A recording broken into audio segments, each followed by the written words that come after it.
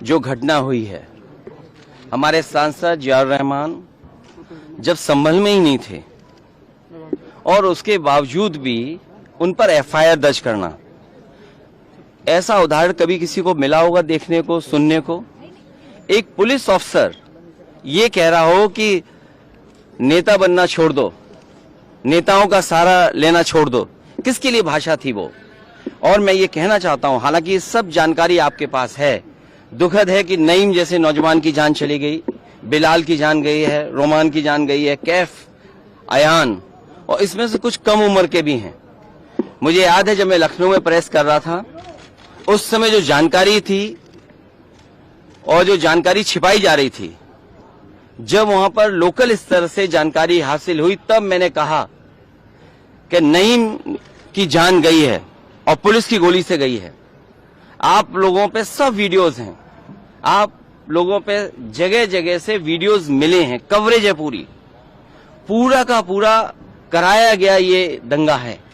और किसने कराया? सरकार ने कराया, क्योंकि सरकार जो बेईमानी कर रही थी, सरकार जिसने वोट लूटा, सरकार ने जिसने मशीन पर ईवीएम की बटन बार बार पुलिस से दबाई, प्राइवेट ड्रेस में पुलिस लगाई, उस चुनाव में इनकी धांधली, इनकी चोरी न पकड़ी है, इसलिए जानबूझ करके संभल में घटना कराई है। और मैं पढ़ना चाहता हूं, संभल की शाही जामा मस्जिद के खिलाफ 19/11/2024 को सिविल जज चंदौसी संभल में एक याचिका डाली गई।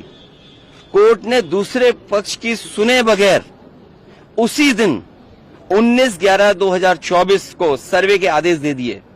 ताज्जुब तो इस बात का है कि ऑर्डर मिलने के बाद ही संभल के जिलाधिकारी, संभल के पुलिस अधीक्षक आदेश को पढ़े बगैर 2 घंटे बाद ही सर्वे के लिए पुलिस बल के साथ शाही जामा मस्जिद पहुंच गए। जामा मस्जिद की कमेटी, जनप्रतिनिधि, उलेमा इकराम, सभी अधिवक्ताओं ने सहयोग दिया। जिस समय पहली बार सर्वे हुआ है और कोर्ट के आदेश के बाद पूरा का पूरा सहयोग, जो भी वहां जिम्मेदार लोग थे, जो भी जिम्मेदार वहां पर मौके पे थे, सबने सहयोग किया।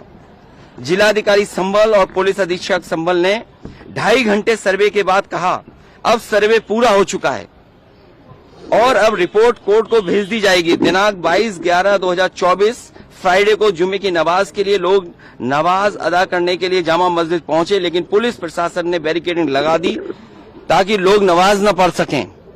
उसके बाद भी लोगों ने संयम बरता, नमाज अदा की और किसी प्रकार का विरोध प्रदर्शन नहीं हुआ, किसी तरह की विरोध नहीं हुआ। 29 तारीख को कोर्ट की अगली तारीख तय थी।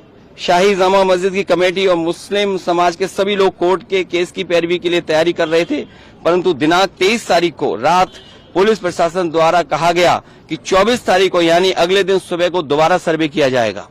आखिरकार पहले एक बार सर्वे हो गया, ये आदेश पुलिस प्रशासन को किसने दिया कि दोबारा सर्वे आपका होगा, जब पहले सर्वे में सब लोगों ने सहयोग मदद की, पूरा सर्वे हुआ, किसी को आपत्ति नहीं थी सर्वे पर, लेकिन जानबूझ करके आगे शाही जामा मस्जिद की कमेटी और अधिवक्ता ने कहा कि एक सर्वे तो मुकम्मल हो चुका है, अब दूसरे सर्वे की क्या आवश्यकता है।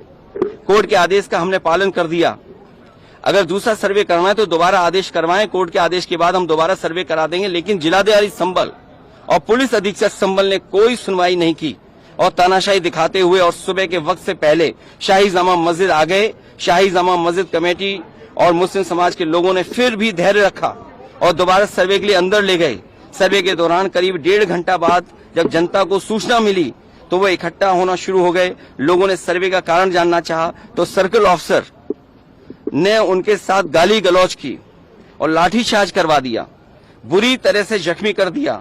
इसका विरोध करते हुए चंद लोगों ने पत्थर चलाए, जिसके बदले में पुलिस, सिपाही से लेकर अधिकारी तक ने अपने सरकारी और प्राइवेट हथियारों से गोलियां चलाई, जिसकी वीडियो रिकॉर्डिंग है, जिसके एवज में दर्जन लोग गोलियों से घायल हो गए।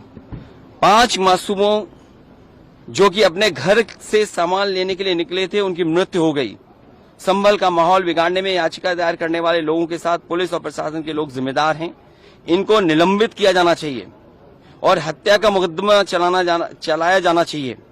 जिससे कि लोगों को इंसाफ मिल सके और आने वाले समय में कोई इस प्रकार की संविधान के खिलाफ गैर कानूनी घटना को अंजाम न दे जा सके। और बीजेपी के लोग ये कह रहे हैं कि संभल को बांग्लादेश बनाना चाह रहे हैं। देखिए, अगर आप बीजेपी की बात